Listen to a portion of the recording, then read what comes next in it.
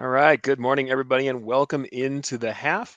I am Eric Campbell. You can find me at ericcampbell.com. And this guy over here is the man, the myth, the legend, screen printer extraordinaire, author, and always the talent, your favorite educator and mine, man about town, Terry Combs. All Terry, right, I thank you am for being here. absolutely. I'm not Aaron Montgomery, although we have been confused for each other many, many times. Back in the day when Aaron and I first met, we always roomed together at trade shows and things like that, and so it was always like somebody walk in the booth and go, "Hey, do you know where Aaron is?" I'm like, "No, I'm not his keeper. Why does everybody always ask me where he is?"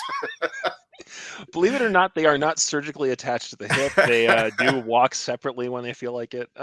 But I'm very happy to have you here. And by the way, thank you for joining us on the half. Fantastic to have you in, especially after we just had an amazing Two Regular Guys episode. If you guys missed it, you have got to go back and see this one. We had Marge and we had Amber and Deanna on for the kind of women in garment decorating thing we do. We're talking about marketing. So Margie's leading a big look, and Deanna into ink. We had her stuff going on. We had Teas for Good which was Amber stuff, Amber Massey, which you may have seen her in articles recently. Just incredible discussion on your voice and building community and marketing. So it was really cool to see that. And so I'm not going to just entirely turn this into the after show, but I might turn this into the Two Regular Guys after show. Well, and Eric, thank you for sitting in for Aaron today because he is Yeah, man. off doing seminar upon seminar upon seminar down in Chattanooga today and This is tomorrow, I true. think. Yeah, everything embroidery market going on with the huge class load that he and his lovely wife are taking on today. So lots going on. Now I'm going to go ahead and bring in some people to say hi before we get into it. As always, if you have questions or comments, and by the way, if you have screen printing questions, for once we have someone who can answer questions here. If you have any questions you want to ask, and you are live right now, get into the chat. Hey, if you're in replay squad, you're watching this later, do it anyway. We can answer you later on in the chat as well. But ask questions, derail us, talk about whatever you want to, talk about your own marketing and social media. But I'm going to go ahead and say hi to a few folks who are here, as we always do in the half. So we have Christine Shreve, who, by the way, great comments today. Thank you very much, Christine, originator of Absolutely. the Women in Garment Decoration kind of quarterly that we do. Nice to see you again. Nice to have you in. Cindy And, King and out of the and the person who named the regulators as well. absolutely, absolutely. So yeah, Christine, always doing good work. Cindy out of Texas saying hi. We've got Marianne coming in from Santa Fe, another New Mexican like myself. So awesome to have you in today.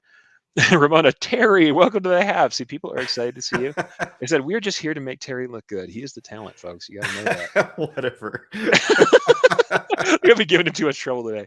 Uh, Always, we have Todd saying "yo." Well, there is the classic "yo" from Todd and Kim, who luckily might have missed the stories that you told twice. Hopefully, she's saying, "Hey, friends, hi, Kim." She'll be calling me out. Well worth it. And Ramona says, I was just thinking the hip connection too. No, like I said, I will confirm they are entirely separate. Aaron's not hiding somewhere off screen. He for sure is off somewhere else right now. So Jeff Fuller of Fuller Embroidery Works says hello. Hi, Jeff. Smoky Visions Crafts, do let us know your name in the comments if you want me not to refer to you as your business name. But hello. And Christine says, women on 2RG were amazing. Marge and Deanna and Amber were wonderful. A lot of good info. Absolutely. They were great. So, yeah, Cindy, if you were like Cindy and didn't get a chance to watch, go check out the replay. Should already be starting at Facebook and it'll come up later as it processes in the other channels. Fantastic. Cindy must have a real job. Like we said, your job is to make those embroidery needles move and those squeegees move. Don't worry about watching shows. Listen to those while you work. Uh, Never apologize for doing the work that we're actually trying to do.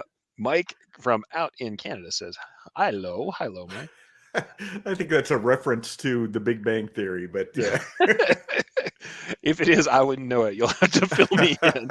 Bill says, "Hi, Terry. Funny, but I asked Aaron where you guys were at DAX the other day. Yeah, I was AWOL, and Terry had already rock starred out. He was gone and on to the I next totally did thing. the rock star thing. I got in Thursday night, Friday. As soon as my second seminar was gone, boom, then I was heading back to the airport. Yeah, if you ever hear us talk about rock starring, that's where you fly in, do your class, and fly out on to the Right, next no one. setup, no tear down, no nothing. Just rock in, rock out. Adelina in saying hello. We got lots of people being here. It's awesome. So yeah, we've got a few more people. By the way, Edward, thank you, Edward. Happy to have you in. And then let's see, last couple here we're in. So Christine says, "Does that make me the fairy godmother of the regulators?" You named them. I don't know what you have to give them as a gift now, but it could be dangerous. I love it. All right. And then Cindy says, "When I come back from lunch, I will catch a replay. Always, replay squad is valuable." And you are right. Mike says, "Hey, you caught that, Terry. Man, I, he's the on the Big Bang ball. Theory is my jam. He, he loves that stuff." So that or zombies. If you got zombie stuff, he is an expert. Believe Yeah, I me, he like will that too. survive. Yeah. That's not nice. Todd says Terry is the Ric Flair of the printing world minus the hair. That's rough, man. It's rough. He said fair, but yeah, whatever. Well, he Hey, tried to correct himself. He tried.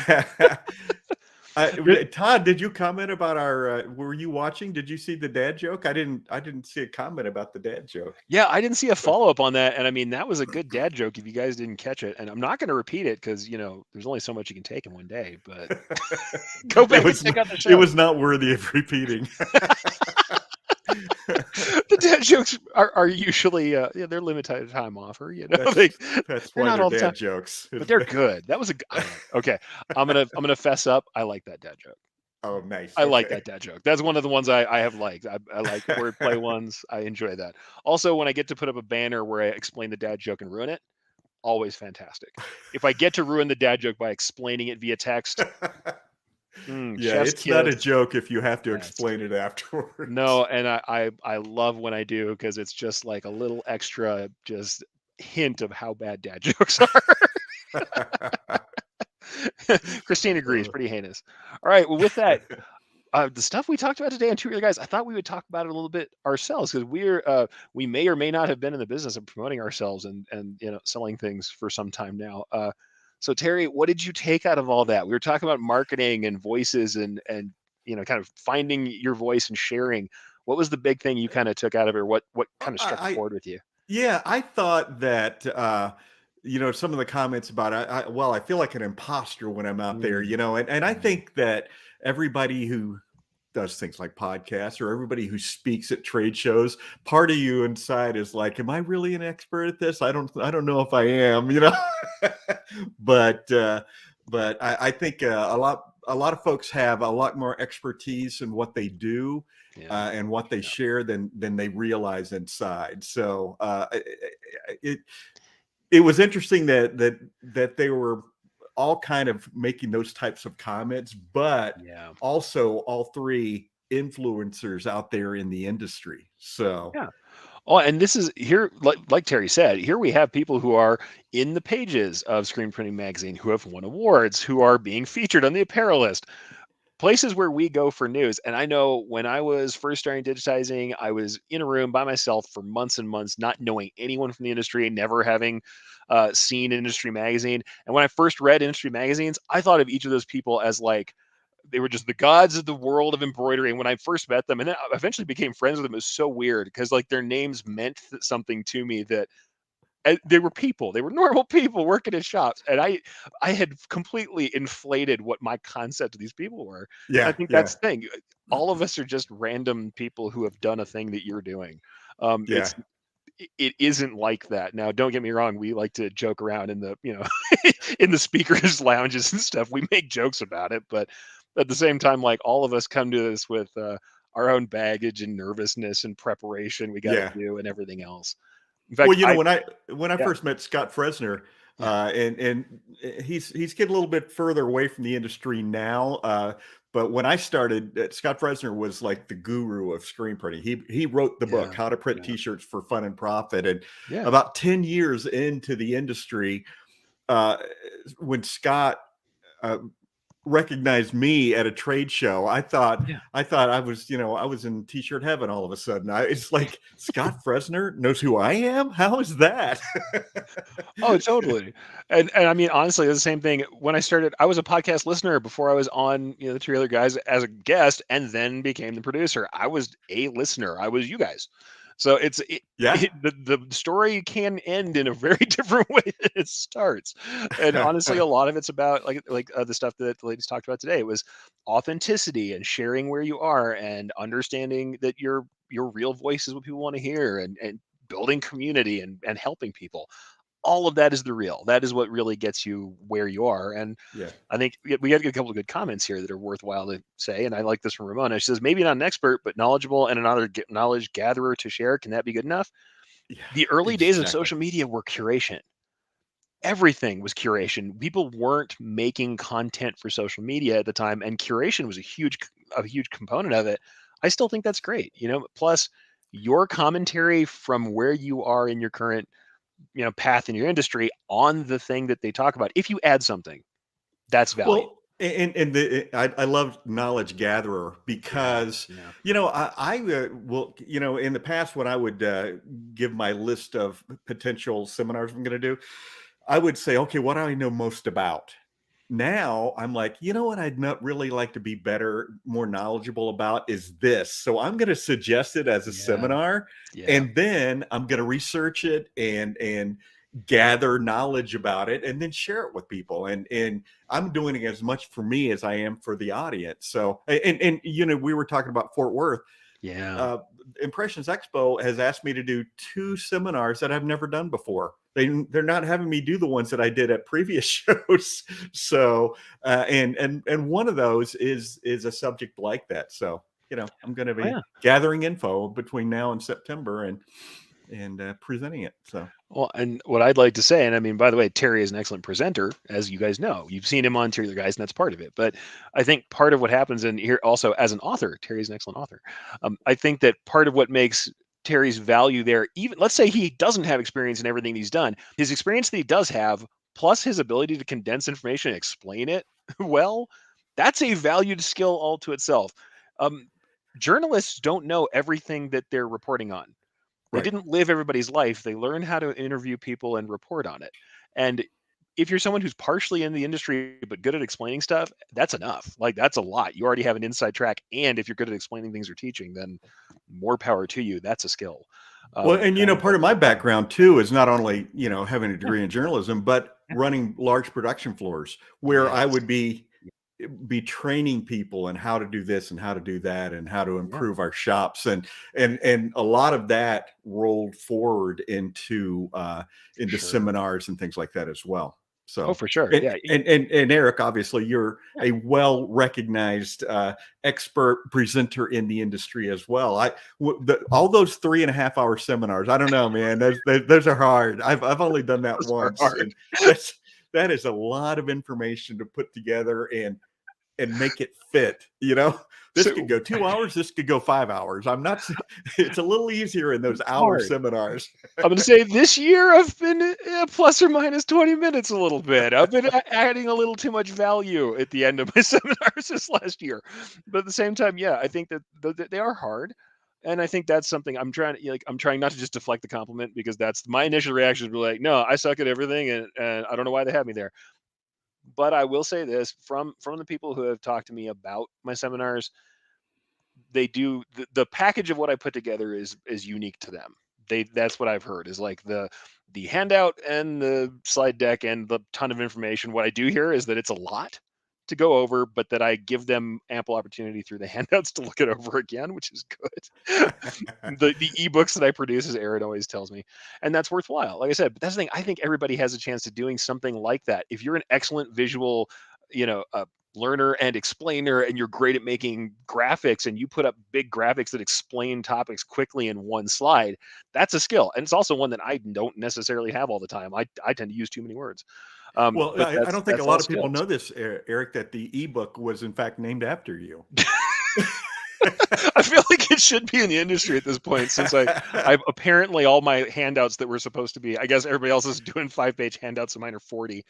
At the DAX show this year, I'd sold out my first class, but the long class I did on digitizing, and I'm talking to Scott before the show. So here's inside baseball stories. And they're saying, "Oh, you're sold out." And then I can't remember who else it was there with Scott, who said, "Who cares? Print up a couple of other handouts and open up some more seats." And Scott looked at it and said, "There's not time. No, That's a lot. we don't That's a print lot of up." collating. And I was like, "Oh yeah, that'd be the 45-page handout that I made to double sided. You're right. That's not fair, Scott." Speaking of those slides, though, Aaron and I used to do seminars together, and on occasion, Yeah, it was yeah. so funny because Aaron's slides would be like 4 paragraphs, and the next slide would be mine. It'd be 3 words, and then Aaron would have 4 more paragraphs, and my next slide was 1 word.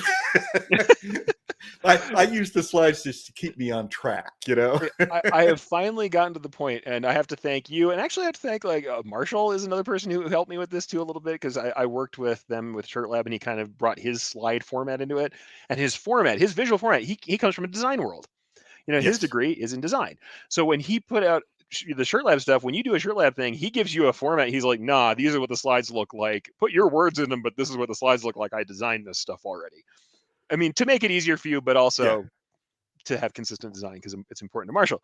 But the thing is, between that and the way Terry does presentations, believe it or not, I learned to have slides where I make a really critical point in a couple of words, and I put that on the screen, and it's just like after all of my super technical, jargony stuff, like maybe Aaron does too, there will just be a boom, something on the screen in 4 words, and it's bold and it's 60 type and it's giant, Yeah. and Yeah. that makes there is a point to making points like that. My favorite one is I'll be talking about digitizing, and if you know anything about embroidery, what's on screen doesn't show up on the machine. You have to distort things purposefully because there's distortion that happens when you embroider. So what you make on screen will look wrong, and you just have to know that it's going to turn out right. So I'll be talking about all these things about distortion and compensation, all this stuff, and then I pop up a screen that says the screen is lying. Like, the screen lies. I'm like, I just stop right there and go, the screen is lying. It Yeah. doesn't like you. It doesn't want you to succeed, and it's trying to mess up your shirt.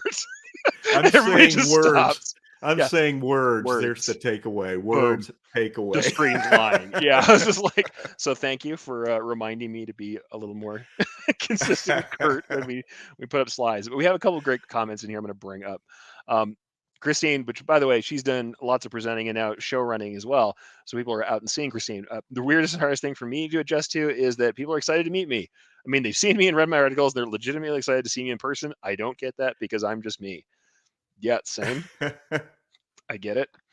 I mean, same time, I was super excited to meet Terry and Aaron. I was super excited to meet all the people from the magazines. I remember, Bonnie and Jerry Lee and all the people who wrote for Stitches back in the day. I was super excited to see them and talk to them. Yeah. It just is how it is. But yeah, it's cool. Though I will say we have become a tribe unto ourselves. The educators. If you haven't heard us all talk to each other, we're kind of our own little tribe, as Terry always says, we're carnies. Carnage, exactly. We just go town to town putting on a You do. show. We meet our friends in different cities over and over every year, and that's it's Tilt-a-whirl. been lovely to be there. I don't know. Mine's long and slow. What, Ferris wheel? Takes too I always long. picture Joe Dirt when I think of carnies. You always have good movie and TV references. All right, a couple more good ones. Christine says, forming connections, but genuinely, not for the benefit you get, but because you really want to connect. Yeah, that was good. That was good today on the show. Talking about forming connections is huge. And Jeff of the Embroidery Nerd, who now also has his following, is teaching this year. I remember meeting Eric after watching and reading a lot of his stuff. I was a little nervous. Yeah, no need for that. I am just some random embroidery dude. Seriously, I just some dude who did some work out in Albuquerque, New Mexico, in the middle of nowhere. Don't worry. And used to be a guest on Two Regular Guys while digitizing.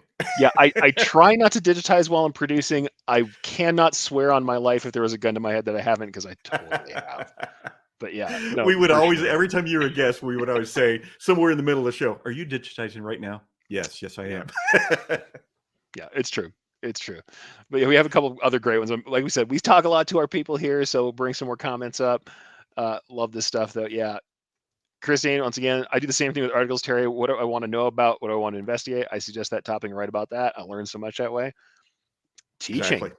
Nothing will make you formulate a real opinion on something quicker than having to explain it to somebody else.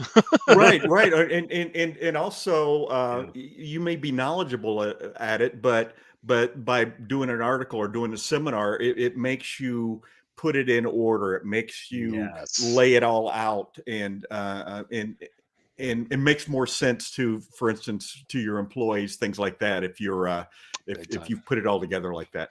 Trying to make something crystallize Yeah. into something that has some structure to it that makes sense.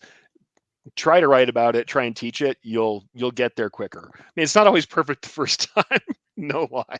There's some topics that take a few runs before you get all the way there, but it gets better every time you teach it. Yeah. Sort You of. know, I was one time I worked at a company, we had 75 production floor employees, and had this issue and that issue come up, and we would have these management meetings, and the owner of the company, somebody, he might say something about some issue we're having, and I'd start writing it down, and he'd stop. He goes, "You're going to write an article about this, aren't you?" And I'm like, "I am." But I'm not going to use your name. I would love for people to know. I mean, I almost don't want to know. The original shop that I came from, it's almost all of my articles. There was a whole period of time where it was like things I wish the boss would listen to when I said them out loud. Like that was like a series of my articles were just like things that would really fix a lot if someone would listen. But yeah, that's and that's things. Sometimes we're trying to formulate those answers. And okay, on this the short slide method. Brian Bailey, by the way, creator of Brilliance, somebody who has taught more people than you even know. I've seen pictures of him teaching rooms that are bigger than anything I've managed. And he says, that's nice. Nothing's worse than sitting through a lecture where somebody simply says exactly what's on their lengthy slides. Yeah, it's like, if I could have read it, why are you reading it? Right. You could have just mailed this to me. Yeah. It's why I always like that coffee mug yeah. that said this meeting could have been an email. Yeah, right. Oh, and don't get me wrong. That's why I like to sometimes I do the lengthy handouts because I'm like, I don't just want you to sit there and take notes. I want you to think while we're here so you have questions later. If you're just scribbling down all the slides, you're just not getting enough out of it. Plus, Yeah. I stop in the middle of my slides and tell stories about the industry because I can't help myself. So, invariably. That's not me at all. Oh, wait, no. Oh, no. Wait, that's exactly. I learned it from watching you, Terry. And Todd says there were trees outside Eric's class protesting. Yeah. No, there weren't. I had already used them all. They were carrying signs, which was kind of a weird still thing. That's creepy. But the signs are made of. Oh man, what the heck? Totally. Let's see. So Christine also says, and I like this one, we are a tribe and it's great. I love seeing everyone where we're all at a show. Yeah, 100%. And I think that's the interesting thing about the Two Really Guys today is that each one of our guests also said like their local tribe was part of how they got their business going. Yeah. Every time somebody tells me, and don't get me wrong, there's room for click funnels and marketing. I myself am working Google and Amazon ads literally every day, working on, remarketing and funnels and all the stuff that you think about, all those buzzwords. Believe me, tracking and the pixels and all that stuff every day. And even I will say consistently, community is a massive driver. Word of mouth, and especially in decoration shops, is still a massive driver. Referrals have never gone away. Right. Exactly right. You can't tell me. There's still tons of businesses where that is their primary point of sale.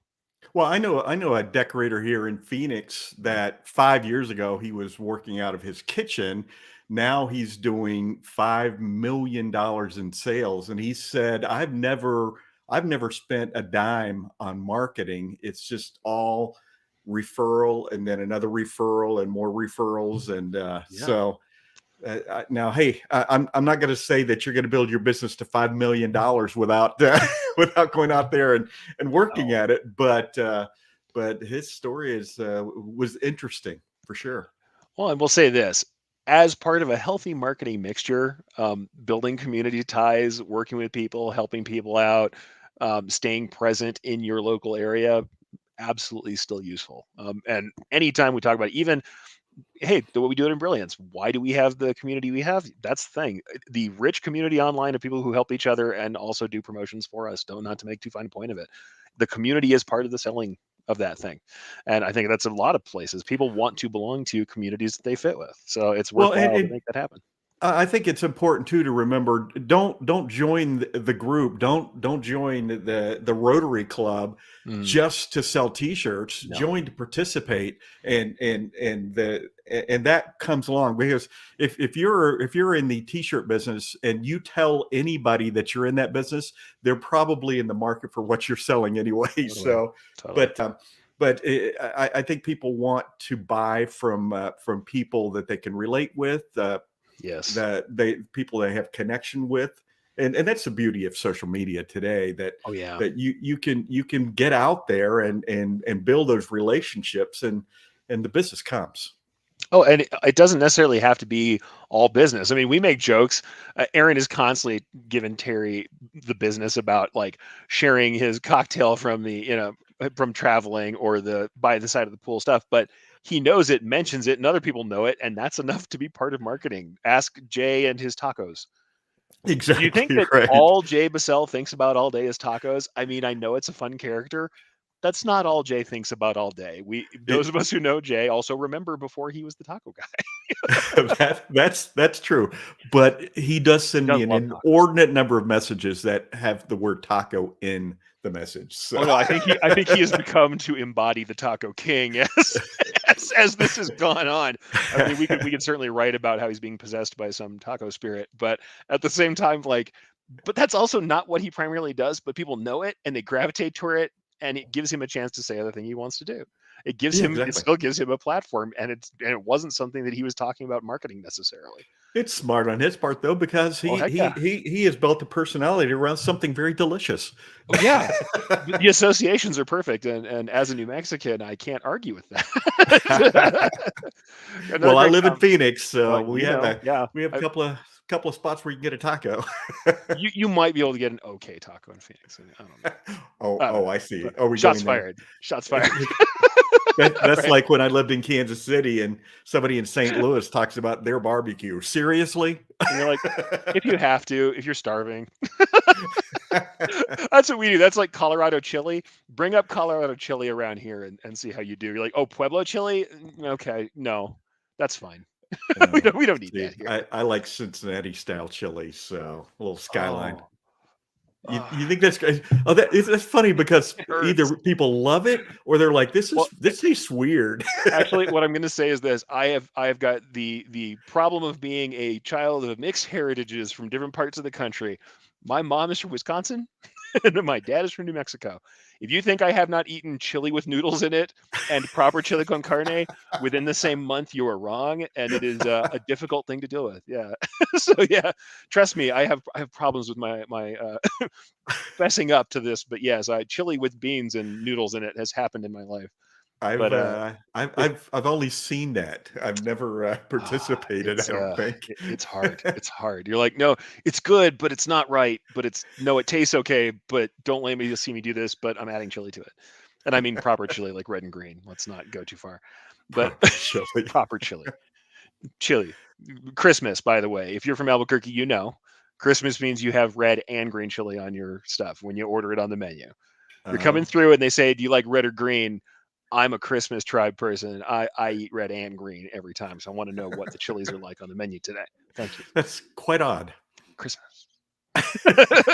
Christmas every time. That's just how I go. But we got a comment here from Brian. We always talk about food on this show. It's not good. I need to lose weight, and I do not need to talk about chili today. Brian says the other skill you develop when on the road, as a presenter, by the way, is how to modify the presentation for the room full of people that you get. Sometimes you can't get through it all, but you make it fun and interesting while keeping it at the room level. Totally. Also, finding Thousand the people who percent. are the people who are engaged, you learn to seek them out. And honestly, if there's people who are just not going to be there, but you have a large chunk of people who are vibing with the thing you're doing, you sometimes just lean into the room. If the people are there who are really engaging, you're going to lean into there. So I'll tell you this: if you engage with a presenter, they're probably going to go the direction you'd like them to go more than someone who's kind of checked out in the back of the room. Yeah, absolutely, absolutely, Yep. and or maybe you're skipping around a little bit in your presentation, but Yeah. as long as you have a real good handle on your presentation, it's easy to do that and say, well, I was going to talk about that, but here's let me answer that question for you, man, when people engage, it makes it so much easier for the presenter. Oh, I think that's the thing. Engagement is everything. If someone's asking questions, if they're present, if they're being there with you, it makes a difference. I think that's also kind of a business thing too. It behooves us to engage with our customer and actually. This is what I always say: oh, take the horrible risk to care about your customer more than their paycheck. More than the money they're bringing in, and you're going to find that there's a reward to that if you care. And you have to literally lean in and say, "What are you doing with these garments? What can I do to help you? What are they going to do for you? What do you expect them to do? What are you marketing? Who's going to see them, and where are they going to be used?" And also, how's your business doing? How's your event doing? You've got to lean in and engage with the customer and listen actively. It just makes a difference. Well, Jay, we were talking about Jay Bassell. Hmm. That's one of the things he talks about is Yeah. when people are purchasing from you, ask them what they're going to do with it, because maybe you can suggest something that's Yes. a little more appropriate, a little better for that purpose. I mean, it's a good habit. Sometimes there are bad habits that come around with that interaction. if you could name like one bad habit that you think decorators have, like what's the worst habit they have in building tribes or in, connecting with their customers? Okay, here's the one bad habit that I want to talk about with everybody. It's